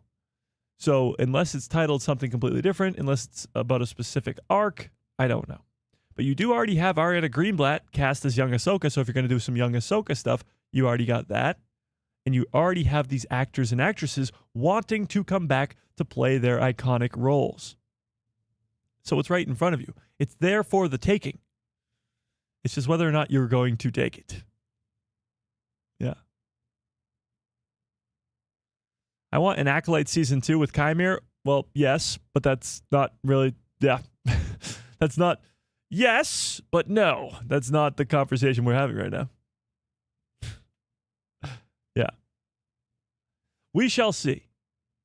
Let's put it that way. We shall see. All I know is Ewan McGregor is very vocal about wanting to return in any sort of way. Kenobi Season 2, in anything. And Hayden Christensen is now even hopping on in the conversation with this. Natalie wants to come back. Sam wants to come back.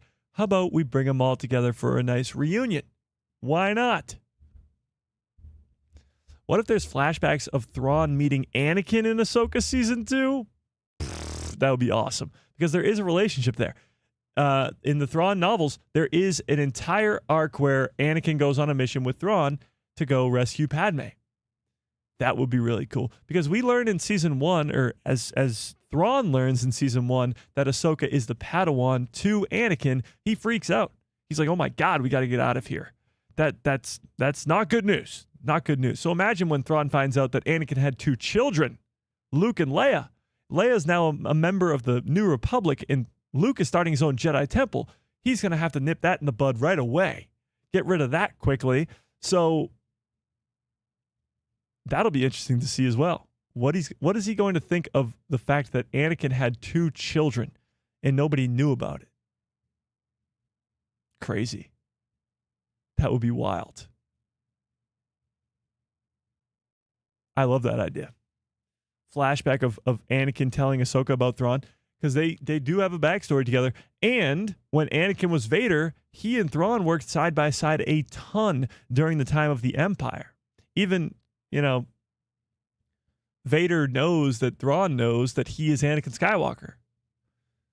So if Force Ghost Anakin is to tell Ahsoka any of that, that would be great information to be told to the normie fans, I suppose. That would be awesome. I'm down for that. I am down for that. Oh, we do have a official plot synopsis for Ahsoka Season 2. Take a look at this, along with the poster, which, of course, we haven't looked at the poster of this live stream yet, but the poster is so awesome. Official synopsis for Ahsoka Season 2. As Ahsoka and her Jedi apprentice Sabine Wren travel across a mysterious and perilous world to find their way home. Interesting.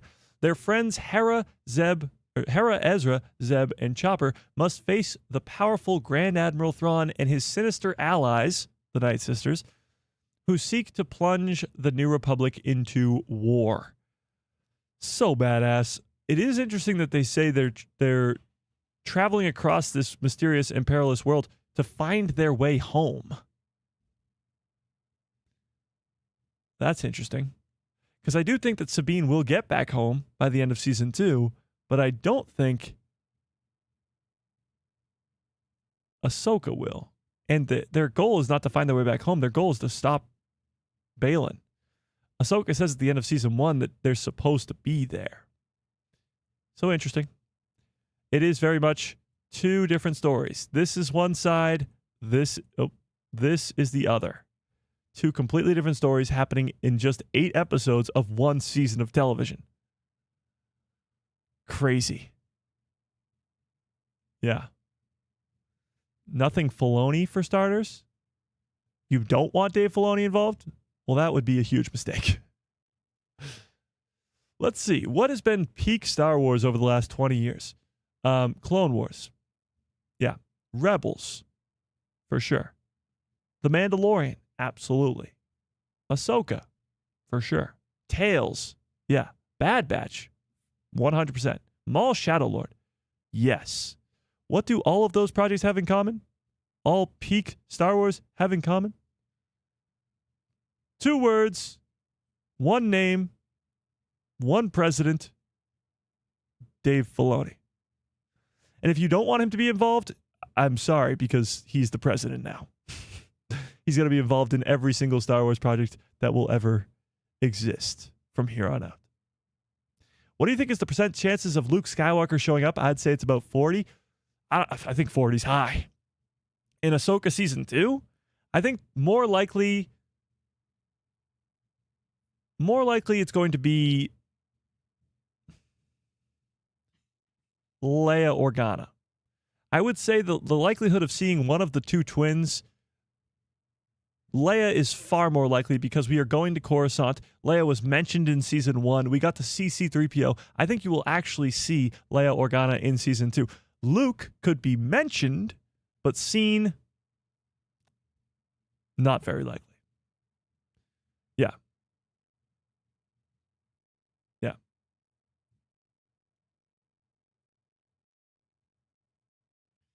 Those shows are only popular because they have Star Wars on them. That doesn't change how good they are. Doesn't change the fact that they are peak shows in and of themselves. Who wants to see a story of Obi-Wan learning to become a Force ghost from Qui-Gon or the Force priestesses? I'd love to see a Kenobi Season 2 if they can figure out what a villain would be and I guess more of a conflict. Because yes, I do want to see him become a Force ghost. I want to see that same Clone Wars Season 6 sort of arc that Yoda went on, but in live action and altered to be geared towards Obi-Wan specifically. There just needs to be a conflict involved in that as well.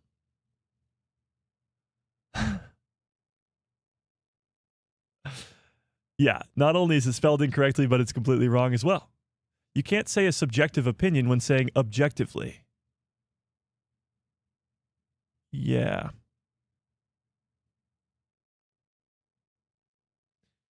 You can not like those projects, and that's perfectly okay. And there's nothing wrong with that. You don't have to like Rebels. You don't have to like the Clone Wars. That's absolutely fine. But you can't say it's an objective opinion when you're saying your own subjective opinion. Yeah. Objectively, that is an incorrect statement. Yes. Indeed. Imagine a conversation, though, with Luke and Ezra. I would love that. I would absolutely love that. Leia seeing Ezra again. I forgot that they've already met. You're right. Yeah, Leia's in Rebels. Sure. Luke and Ezra will be a great meeting because, well, the two of them are very similar. They're the same age. And the real meeting I want to have, though, would be Rada the Hutt and Ezra because, it'll be father and son reuniting. And you get to see that conflict sort of happen with Rada. He's his own man now. And what he would have to say to his father would be a great one. How can Luke and Han not show up if Thrawn goes to Corellia? It will be very interesting to see how they go about not having Luke involved if Luke is not going to be involved. Because you're going to have to explain where Luke is or what he's doing. Yes, Luke Skywalker, but yes, Han and Leia as well. If they're not going to be involved in the Heir to the Empire stuff. If Thrawn is as big as a threat as we think he's going to be, if he's going to pose that big of a threat to the entire galaxy and to the New Republic specifically, then Luke would be involved. So maybe it's not until the Heir to the Empire movie, Dave Filoni's movie, or hopefully a trilogy, that Luke, Leia, and Han get involved. But they are not scared of giving us Luke, Leia, and Han. That was made very clear when they gave us Luke Skywalker in The Mandalorian in season 2 finale, and then they doubled down with the character in the Book of Boba Fett in an entire episode of the Book of Boba Fett. So they're not scared of giving us these characters. They gave us Leia in Rogue One. They gave us Han in the Solo movie. It's just a matter of will they give it to us in Ahsoka season 2. I think Leia is far more likely than anybody. But will they give us all three of them at the same time? That will be most likely left for the big screen. Yeah.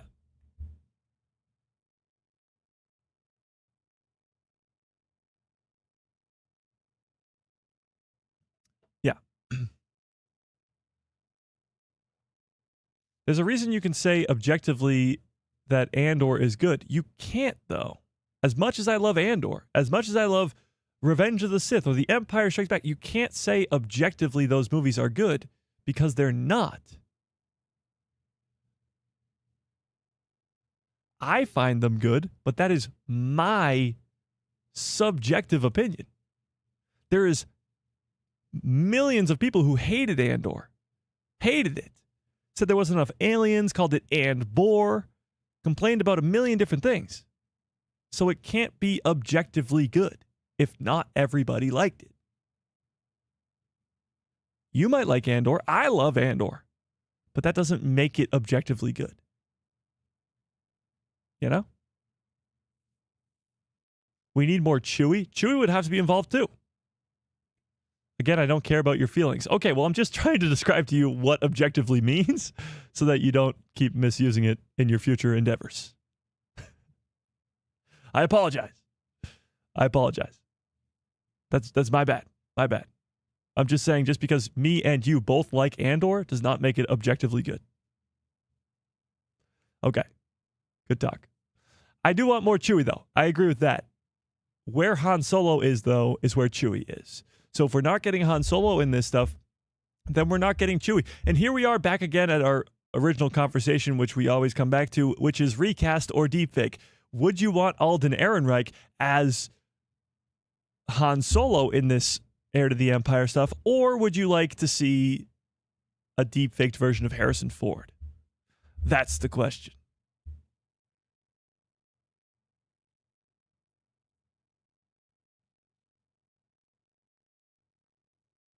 True. Christopher hit the nail on the head. Nothing is objective with Star Wars because people don't like all things Star Wars. Exactly. There's too many fans of Star Wars for there to be an objective opinion about it. Yeah.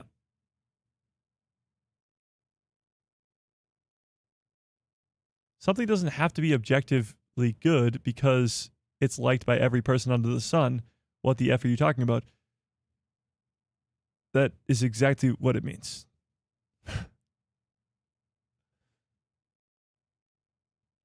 You objectively need water to survive. That can't be argued. That is a true statement of fact.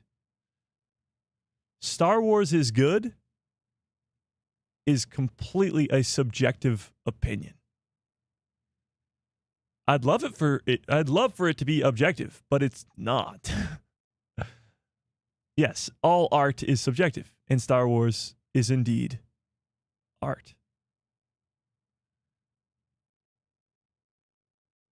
I'm trying my best over here. I don't know how much clearer I could make it.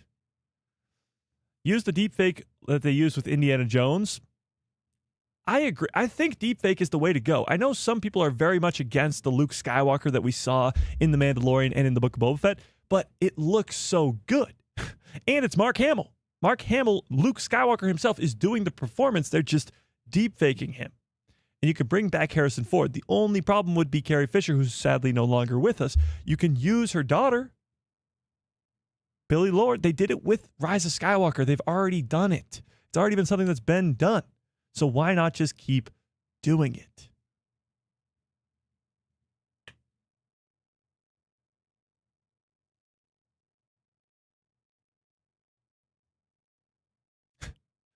Yeah.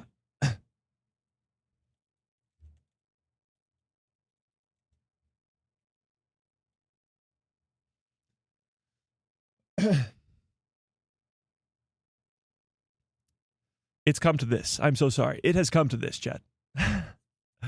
Harrison Ford is not coming back.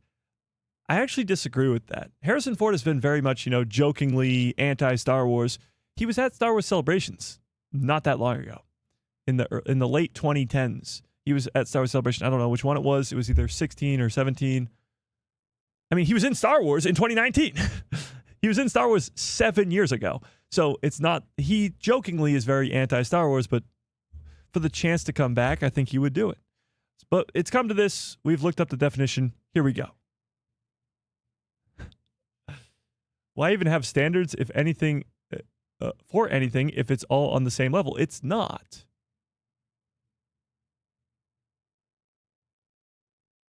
Here we go. Objective means based on true facts and clear proof. That does not change no matter who looks at them. Meaning, if I look at Andor and I really, really like it, and Joe Smith looks at Andor and really, really hates it, that cannot be an objectively good show. And that is said for all Star Wars. Are we good now? Objective means it must be a fact. True fact that cannot be changed. Subjective means it's tied to the observer. It's tied to the subject, the person, your personal preference. I think this is honestly, might solve a lot of things on the internet. I get this comment all the time, but saying like, if you don't watch this, you're not a true Star Wars fan. If you don't read this, you're not a true Star Wars. If you like the Disney Star Wars, you're not a true Star Wars fan. That is completely a subjective opinion. Your opinion of what it takes to be a Star Wars fan is only corresponding to you. That's it. Flat earthers exist? True, flat earthers do exist, but you know that there's actual true fact and undeniable science to suggest that the earth is not flat. What does this come to? The earth is objectively round because it's proven by fact. And nothing that a flat earther can say can change that fact.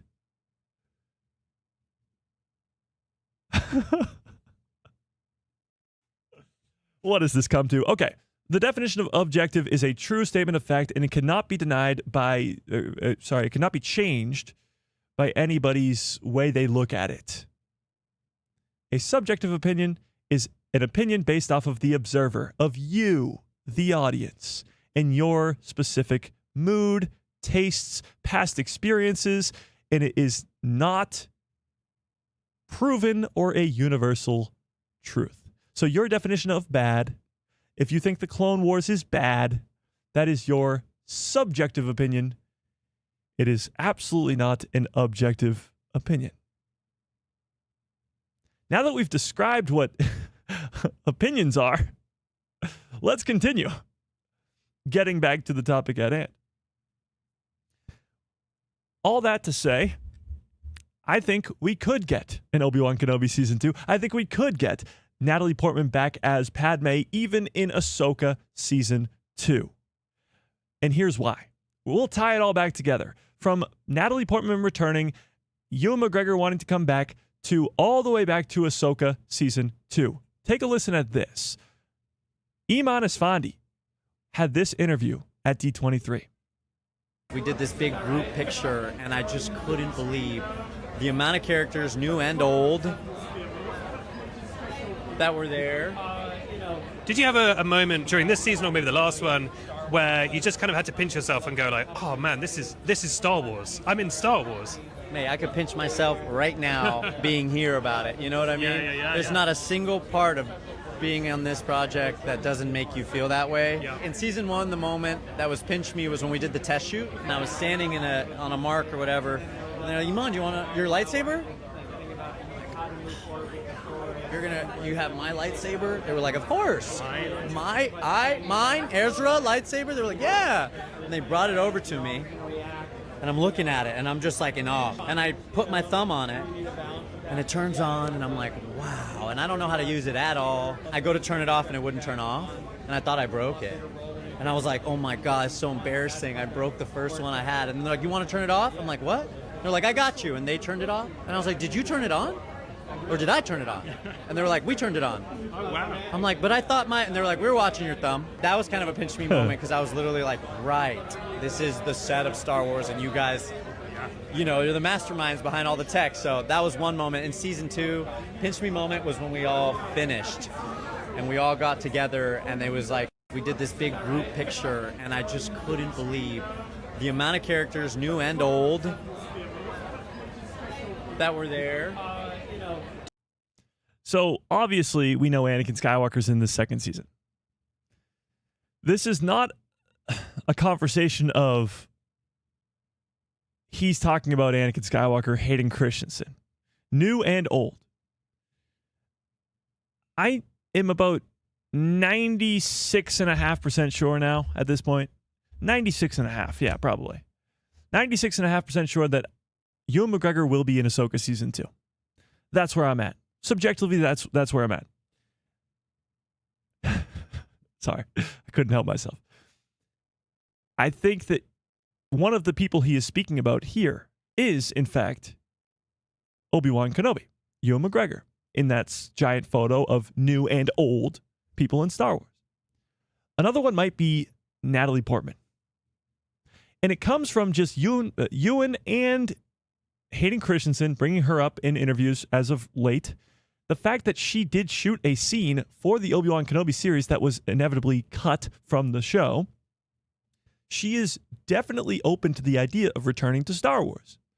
So if you're going to give us Clone Wars flashbacks that involve Ahsoka, Anakin, and Obi-Wan that may not pertain to the Mortis gods as we've seen in the trailer, well then why not give us Padme Amidala along with it? The Clone Wars flashbacks that we got in season 1 that were through the World Between Worlds, it was sort of a memory, not as much a flashback, but we got Captain Rex. We got obviously Anakin, and we got a lot of the Clone Wars, Siege of Mandalore stuff. We got Maul-Delorians. We got some other cool things than just young Ahsoka and young Anakin in the Clone Wars armor. We got more. So why not get more in Ahsoka season 2 with Ewan McGregor as Obi-Wan, with Natalie Portman as Padme Amidala? This might not be something that's years out into the future. It might be something that's in a couple of months on January 20th when we get Ahsoka season 2. And it might not be this huge appearance, but it could be a cameo, if you will, if that's what you want to call it. It's a world where we could be getting plenty of people shown in a Clone Wars flashback. And when Ezra Bridger, Ewan McGregor, says new and old actors from Star Wars and looks at the camera weird, he's not just talking about Hayden Christensen, because we know Hayden Christensen is in the show. He's talking about someone else or multiple other people, and it could be Ewan McGregor also alongside with Natalie Portman, Padme Amidala. Thoughts, chat? We've also talked about the other possibility, which is Abeloth appearing to Ahsoka or Anakin as Padme. in present day. So if that were the case, then she would still, in fact, be on set. But Abeloth has the ability to appear to somebody else as someone that they know and love. And Padme would be one of those people. So there's multiple options for a Padme appearance in Ahsoka Season 2. But tell me in the comments, do you think that Padme Amidala will show up in Ahsoka Season 2? What do we think? Iman Esfandi is the perfect casting for Ezra? 100%. I mean, talk about... There's plenty of perfect casting in Ahsoka. Iman might be the top of the list. Natasha as Sabine is perfect as well. I mean, there's just... It's so good. Yeah. Who wants to see Ezra train Jason, just like his dad trained him? I'd love that.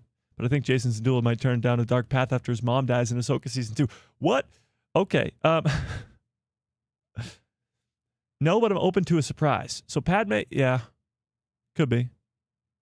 I don't think we need Padme unless it's a flashback. Well, it could be a flashback. We already know we're getting flashbacks. We got it in the trailer. Yeah. That man is objectively Jabba the Hutt. Yes. This is where the fun begins. Yeah. How will Sabine react to Anakin's Force ghost, learning that he was Darth Vader, and how will she forgive him? I honestly don't think Sabine will be able to see the Force ghost of Anakin.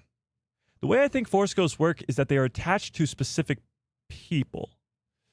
So, for example, on Hoth in The Empire Strikes Back, when Obi-Wan appears to Luke and he says, go to Dagobah and find Yoda, right as he is saying that, through the Force ghost of Obi-Wan comes Han Solo on a Tauntaun.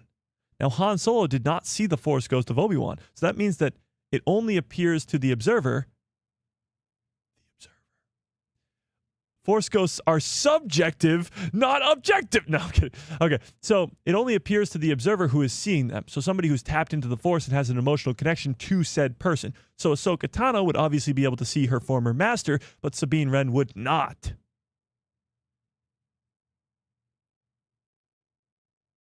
Now, that has not been explained to us, at least not yet, but it does make sense as to what Force ghosts have been explained to us thus far. Yeah. All I know is Ahsoka Season 2 will have to give us a lot of explanations to Force ghosts, and I don't think we know what that entails yet. Yoda saw Obi-Wan as well, but Yoda trained Obi-Wan. So there's a connection between Yoda and Obi-Wan as well as there is Luke and Obi-Wan. So that makes sense. That makes sense. Also why Rey can see Luke and Leia at the end of Rise of Skywalker, because she trained with both of them and has an emotional connection to both of them. Along with, at the Battle of Endor, after Endor, it looks like Luke can see Yoda, Obi-Wan, and Anakin, but nobody else there celebrating with the Ewoks is like, oh my God, is that these people? Like, nobody else sees those ghosts over there? Like, people would notice, but only Luke notices.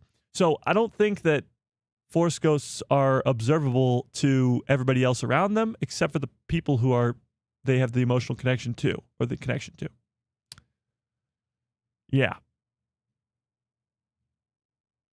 Now, having said that, we have just passed the 2-hour mark, and I do have to get on out of here. We did not get to everything I wanted to, but that's okay because we have a live stream on Saturday, and every Tuesday, Thursday, and Saturday for the rest of your lives. I tried to talk really quickly today to get through everything, but we still didn't get to it. It's okay. We have until January 20th to get to all this craziness that comes with Ahsoka Season 2. I got plenty of theories and videos that are coming your way, so watch out for a video tomorrow on all this nonsense, talking about At-Atten, maybe Corellia, and maybe even some of this Padme nonsense with a possible appearance of Padme in this show, or maybe some Clone Wars live-action stuff as well. I appreciate you all for being here. If you have not already, smash a frickin' like on this stream if you have not already. Yeah. I think, yeah. it is such a great time to be a Star Wars fan. We could sit here for the next 4 hours talking about Ahsoka Season 2, but I got to go finish up a short for today, and I got to go eat something. I'm starving. But until then, remember, your opinions are completely subjective. Nothing you will ever say that has to do with Star Wars will be a objective opinion, except unless, it can be proven by fact and cannot be changed. Either way, we had our own little English lesson today.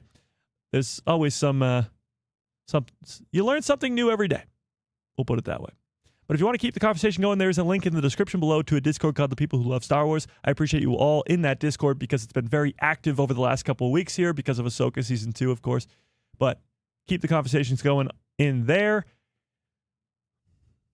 And may the Force be with you. Always. Chopper, you're fired. You know what? No, I'm done with this. Oh, okay, now you want to work.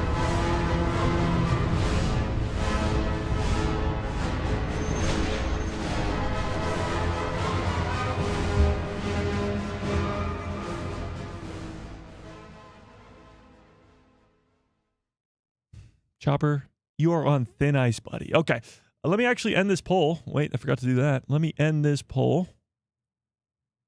80% of you? Oh my God, what is this poll again? Oh, do you think we will see Obi-Wan Kenobi in Ahsoka Season 2? 81% of you say yes. Wow. I think so too, but that's 81% is crazy. All right, well, until next time, hope you have a great rest of your evening, great rest of your lives. Ahsoka Season 2, January 20th.